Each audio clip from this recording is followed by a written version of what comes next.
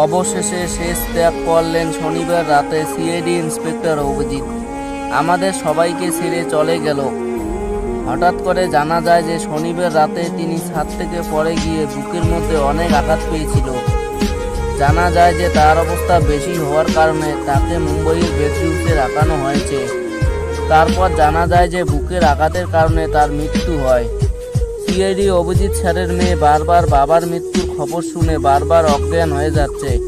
যখন অভিজিতের মৃত্যুর খবর বাড়িতে চলে আসে, তার মেয়ে এবং তার স্ত্রী বারবার কাঁদতে কাঁদতে অজ্ঞান হয়ে যাচ্ছিল। তার জন্য তার স্ত্রীকে তখন এক হসপিটালে ভর্তি করানো হয়েছিল। অভিজিৎ স্যার একজন জনপ্রিয় অভিনেতা ছিলেন। তিনি সিআইডি টিমে সবাইকে একটু একটু করে হাসাতো এবং সবাইকে খুশি রাখত। অভিজিৎ স্যার হঠাৎ করে চলে যাওয়ার কারণে সিআইডির সকল টিম ভেঙে পড়ছে।